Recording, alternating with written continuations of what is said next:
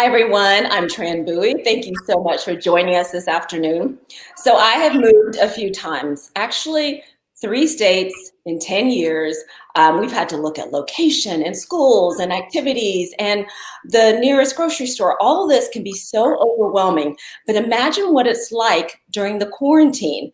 Now, I feel like the key to finding your dream home is to have your dream realtor. And joining me right now is Sarah Simmons, who is with Keller Williams. But Sarah, I love that your site is called Discover OTP with Sarah Simmons. Yeah.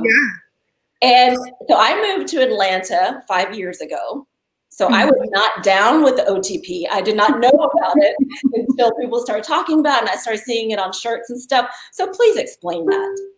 You know, so when I started doing the whole real estate world, I've always lived in Roswell, Georgia. I was born in New Orleans, but I moved here when I was 15. I just fell in love with the area. And I can remember having friends that would be like, "Your OTP, what is that about?" And I mean, OTP, we've come a long way. We've got great restaurants. We have concert venues you can go to now. Our shops are just, you can't beat them. And so I was like, let's come from a place of helping people discover what we have to offer out here in our suburb areas, because it's really not a bad place to live. So that's kind of where I came up with the concept of discovering OTP, because even though I usually try and stay in the Roswell area, I do venture outside to Johns Creek and Alpharetta too. So yeah. Right. The OTP is outside the perimeter. Outside the Atlanta perimeter, yeah. And what does that actually, I wish I had a map, because I did look at the map, but tell us, like, what does that cover? It covers anywhere from your Dunwoody, your Sandy Springs, Duluth, Alpharetta, Roswell, Kennesaw, and it can touch a little bit on the inside as well, but it's just kind of where your bigger suburbs start to form, if you will, versus going all the way inside of the city. Okay, so I want to talk about the pandemic and the quarantine. Mm-hmm. So you're in the business of having a lot of one-on-one with people. Yeah. So whether, it's your clients, but then you also in the housing industry, you also have your appraisers and your inspectors and all these other people that you have to meet with. What was that like? So for the first week or two, it was a bit of a scramble, but what was really good is the real estate community wanted to do whatever we could to make sure we weren't seeing the same thing that happened in 2008. And we made sure that we were considered essential business, because we are in terms of trying to keep the economy going. So we were quickly trying to recreate the wheel and figure out, okay, how do we do everything virtual now versus doing live open houses, or how do we do if we're going to have a closing next week and all of a sudden we're not allowed to go, what does that look like? So we had to do a lot of electronic signatures. It's really helpful that we have very solid relationships with all of our vendors as far as your inspectors. So you're able to get on the phone with them and say, I know that you might not feel comfortable right now. What can we do to make you feel comfortable to go into this home and still inspect it and still get us to the closing table? There were a lot of changes. There were a lot of new procedures that were put in place in order to make sure all of us stayed as safe as we possibly could throughout the transition. Things like your inspection, you used to be able to bring your whole family so you could do your final walkthrough, and it turned into one client can go with the agent and then the inspector, just to keep as few people as possible within the home. Right, and you're wearing masks and sanitizing. So that I'll have to say I did not love the house hunting process, and it's usually because we were always in a hurry to get to the next destination because of my husband's job or something like that. But I did love going to see the homes with my family, and yes, the walkthrough and just visualizing each child's room. So I know that must have changed. So now that things are starting to open up, are you seeing that more people are wanting to see houses or sell houses? What does it look like now? Yeah, we're slowly starting to see a lot more listings come on the market. I've had a couple buyers that were wanting to actually downsize from Dunwoody into Roswell that kind of put everything on hold to see what was going on. And now they're finally starting to go, okay, we feel more comfortable venturing out. And for these clients, they want to actually see, touch, and feel the homes versus just looking online, which is really what 80% of our buyers are doing right now anyway. So the market is starting to open back up as far as having more to choose from. But for a while there, it was very limited on what was available. And there were a lot of bidding wars going on because the people that were actually still looking to move during the last month or so needed to move versus just wanting the upgrade or wanting to downsize. So we're excited because as of last week, I think we had more listings than have ever been on the Georgia MLS since it was created. So we know that we are getting more listings coming out on the market for buyers to have more to choose from. So that's that's wonderful. I'm glad to hear that. So I want to start. I want to let our viewers know that Sarah will be taking your questions during this broadcast, but also after. I'm going to give you a job that you won't have to answer some questions after this broadcast is over. Okay. So let's go ahead. We do have one question. How is the market now, in your opinion? I mean, in my opinion, I think it's strong. It's gonna get stronger. You know, we're just trying to, you know, we're optimistic about the fact that the mortgage rates are so low that it's a great time to buy. It's kind of a great time for investors as well, because in Atlanta, the market continues to grow. The population that's moving here is bigger than any other state, pretty much. So we're continuing to see that 3% equity growth every year right now. And so it's still a good time to invest versus worrying about necessarily the home prices dropping. Okay. And it's also a good time to buy because you can buy more with less money because of your mortgage rates being down. Right. So who has the advantage right now? It sounds like everyone's in a good spot, but who has the advantage, the buyer or the seller right now? I mean, it's kind of a 50-50 shot because you're still able to get some equity if you buy a home right now, and you have the lower mortgage rates. But if you're selling, since there's not a lot out there, if your house is move-in ready and it's ready and it's, you know, updated enough, it's moving quickly as long as it's priced accurately. You know, if you're trying to get more than what your house is valued at, then you're going to sit there a little bit longer. But if you price your house right, it's moving pretty quickly. Okay. And so Michelle Thomas did just ask, like, is it a good time to sell? And you said yes. So what are some tips that you would give to someone who is looking to sell? Is now during the summer, or should we wait until as it gets closer to the end of summer, early fall? I would think absolutely right now would be a very good time to sell. You've got a lot more people that are looking, especially before the school year starts up again, fingers crossed, that now is definitely a very good time to sell. You know, you just need to make sure your home is as neutral as possible. The rooms are functioning as they're supposed to be. So if you have, you know, I was in a home last week and it's beautifully decorated and well done, but if you've changed a living room to be a dining room, you might want to convert the old dining room back into the living room and vice versa, so that it shows that just how much room and space that house has to offer. Because sometimes it's hard for a buyer to walk in and be able to picture it themselves if it's not staged the right way. Right. And we do kind of, you know, as a buyer, I've been a buyer and a seller, but as a buyer, I do have a checklist. Like, I want this, I want that. So, if that has been converted to something else, I feel like that's missing. Another question, are you doing virtual tours? I know that you didn't have, so no open houses right now? Open houses just started back up. Wow. All right. We do have permission to do it, but I'll tell you what, virtual tours are great too, because you're seeing 1,000+ views coming in, and during an open house you might get 30 people on a good day, and that's still a great it's still a great audience to have, because especially for those that really want to see and touch and feel the home. But when you all of a sudden have 1,000 views on a home, even if they're not necessarily looking to buy or sell, they may know a friend and may be able to share it pretty easily with that friend that might be looking in that location as well. Yeah, and I find that we're getting a little comfortable with all these virtual things because we don't want to leave our house to do anything. But you're still having them. Michelle is asking, is there a particular area that's in demand for you right now? That's a good question. You know, I'm finding it's sporadic, but a lot of the places that are in demand are the places that have a pool area that are actually open for your families to be able to do something.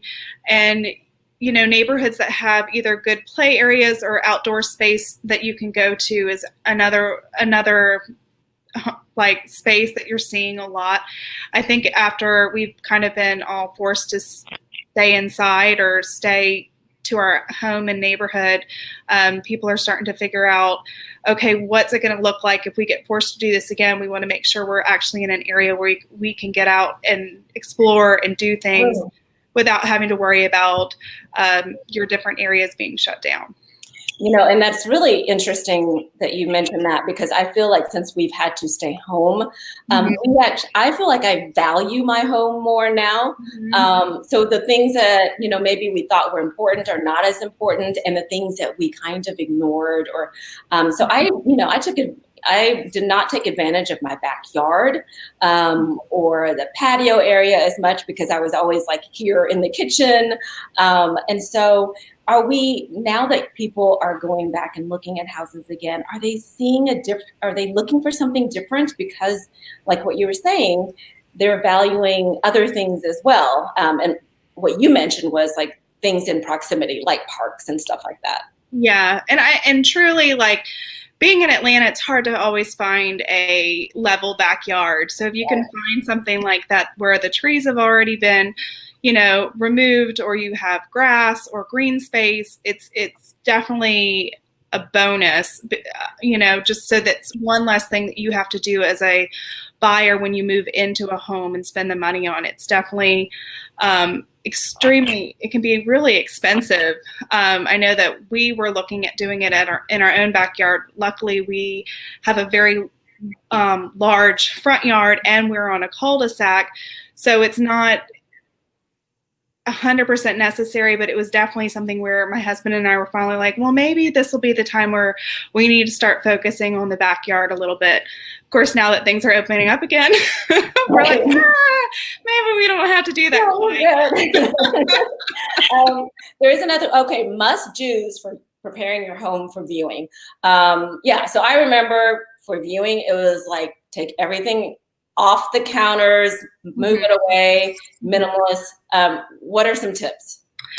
You know, try and keep with one color scheme. Agreeable gray is the paint color of the year right now. Oh, okay. A couple years. You see it in most homes where the whole entire house is the same color, and it might seem boring, but it actually kind of lets the buyer, you know, view the house versus worrying about if there's any sort of smudges or whatever on the walls. Take down any sort of personal items.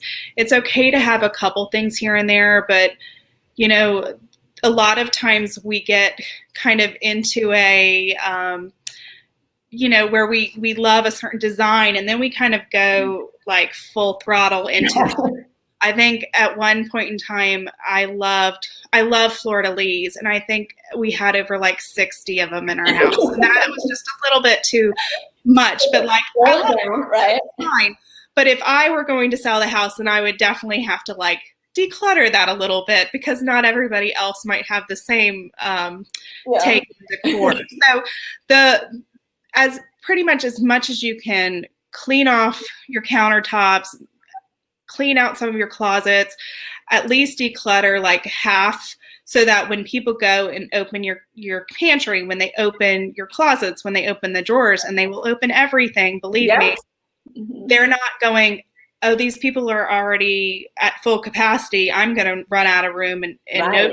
You know, you want to let them kind of envision themselves being in that space. Do you have a better chance of selling if you're not living in the home? So, yeah, what would you prefer, an empty home or one that's like? You know, so that's kind of a toss up. I mean, vacant homes are nice to sell because it looks like wide open space. It's pretty clean. But then sometimes there are homes that do better when they have a little bit of staging put into them. If you're living in the home, it's definitely a lot more difficult just to make sure you're keeping all of your items clean. And if you're cooking anything, you never know if you're going to get that call where somebody's going to come and want to come see your house. And then they walk in and they're smelling whatever you just cooked, which I'm sure was delicious, but sometimes that can be the difference between they want that house and they don't. So it's really, you know, it's the realtors. It just kind of depends. Right. And it depends on what mood you're in. When you're talking about that, I was the same way. I'd walk into a house. I'm like, what is that? So it could be, yes, whatever mood. So do you also stage homes? Well, I work with somebody that does the staging. I mean, I can do simple things and tell you to like declutter stuff, but I'm definitely not a designer when it comes to any of that. I'm very good at saying, this is a good paint color. We can take this down. If we remove this, it'll look a lot cleaner, but I actually hire somebody to come in and do the staging if it's necessary for the house. Well, even though you said that, there is a question, popular color scheme for your kitchen and bathrooms. I'd like to know myself. I would definitely stick to your agreeable gray, although now navies and blacks are coming back. Yeah, and even some wallpaper. They have the peel and stick wallpaper that is coming in, especially for your bathrooms if you want to do like an accent wall. I actually went and toured a beautiful home, and it was white or it was dark, dark, dark navy, almost black, and it wasn't necessarily my style, but it was one of the most beautiful homes I've ever seen. It just, you know, and that's, so the darker colors are starting to come back. But again, you're usually better off if you're going to be selling that home, stick with the most kind of the basic color. Your agreeable gray is your new beige. Okay. Yeah. Well, don't look at my walls then. That's beige is fine. That's fine. Beige. That's totally fine. But I'm not selling it. Okay. So we can't predict the future. But what can you tell us? Like, what do we need to be on the lookout for as we do look ahead? You know, I think you just need to decide if you're looking at moving, if you have enough going on in your home that you're really like, I need to update this and update this. And when the list starts to price you out of the actual home, it might be the right time for you to start looking for a different home that has all those features already done. You know, especially right now, if you can get out of your house and find something more affordable, then I don't see why now wouldn't be a great time to do it, especially now that you are able to go and see some of these homes. Photography, when you're listing a home, is one of the most important things right now. Unfortunately, there are some homes that it looks like they have the iPhone 4 photos taken. You can't quite get what that home has to offer unless you actually go and see it. So that's why it's really important if you can do as many photos as the virtual tours, even doing drone. They have drones now that fly into the house and give you the tour. Oh, yeah. It's really amazing how far along we've come. Yeah, so I'm seeing that, I have to say, I heard once you can bake an apple pie before a showing. Would you suggest that? And then Kim Cooper is saying baking cookies before a showing. I'm, you know, as a buyer, yes. Or like the cinnamon sticks on the, you know, those are great. And it's always, again, it makes you feel like homey. The plugins sometimes can be a bit much, so be careful when you get the Glade plugins. Nothing against Glade, but if you plug them into every room in your house, it can be a little bit overpowering. But definitely, if you have time to bake some cookies before showing the house, go Right. Now that's the key. I don't think I barely had time to get the kids and the dog out, Right. throw everything in the closet. Okay, Yeah. I want to take a closer look at Roswell because that's where you are. Okay, so I want to talk about the area that's in demand and maybe hidden gem, because I feel like everyone tries to, gravitate towards a certain area, but are there hidden gems that people may not know to look at? And then also just tips for people who are trying to move to Roswell. So let's first start with the area that's in demand in Roswell and why. Any place near downtown Roswell, those are kind of the hot spots to go. That's on the west side. I, of course, am a lover of all things Horseshoe Bend related. No reason why, but I do love Horseshoe Bend. Anything by Riverside Park as well. Again, it's just giving you kind of that indoor-outdoor lifestyle. Is in demand, and by all means, if you're looking to move to Roswell, you really want to get in with a realtor in this area who knows several people who are listing agents or even buying agents, as well as somebody who lives here, simply because there are things that are not on the market yet and they're going to be coming on the market, or it might be somebody that's on the fence about listing. And those are the houses that tend to sell pretty quickly by word of mouth.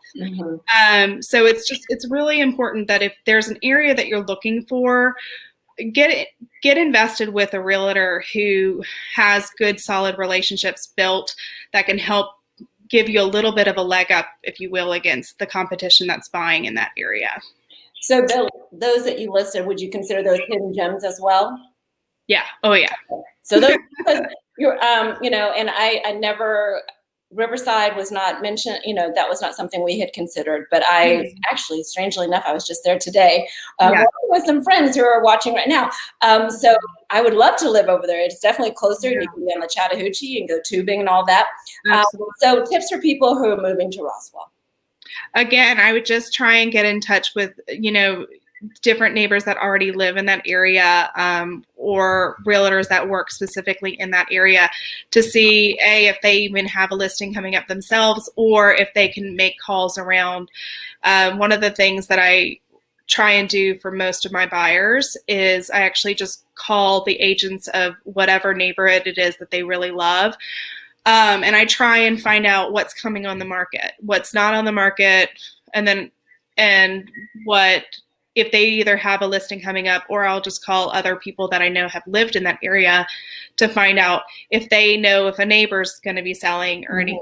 And then that's my opportunity to try and get that buyer into that area without having to necessarily compete with the rest of the buyers out there. For me, what also helped was some friends that I knew invited me to some moms pages. And so I was able to ask questions and get some tips. And then, like, I love just driving around each town, for Roswell, driving around, not just Canton Street, but just to kind of get a glimpse of that. So I love that you have this page. So everyone who's watching, I would love for you to find Discover OTP Living with Sarah Simmons on Facebook, Instagram, and follow it. Because Sarah, what I love is that you're not just talking about real estate, because we're not always in the market to buy or sell. Yeah. But what you're doing is you're forming relationships, and you're also introducing us to a community that now we've invested in. So I love that you're posting things about things that are opening, like goat yoga that's going on this weekend, all that stuff. So why is that so important to you? Well, I want to come from a place of contribution. I mean, at the end of the day, all of the businesses are trying their best to succeed, and right now it's harder than ever because people might be going through job loss, or they might be getting some sort of pay cut at work. And it's hard for you to be able to necessarily support everyone. And by at least posting about where these locations are, if it's not your forte for me to talk about interior decorating, maybe it is for me to talk about goat yoga. I don't know. And so I just try and touch base as best I can with the different people that have started following my page to see, what can help them as far as introducing them to these different areas, and what can help these businesses accrue more business without necessarily having to come from a place of advertising or anything like that. Right. And that's what makes the community too, is that you reach out to each other. Thank you so much, Sarah. It was so nice meeting you and learning from you. It brought back some actually good memories of moving. So I actually celebrate our 5th year next month. Congratulations. So, that's awesome. Yeah, I know. The boxes are gone. So that was my least favorite, was the unpacking. But once you get settled and you move into a place, it is pretty cool. So thank you so much. Have a great day and welcome back to business again. It's exciting. It's an exciting time for us. So I'm glad to hear that. Thank you so much. Have a great day. All right. Thank you, you too. Bye-bye. Thank you for everyone for watching.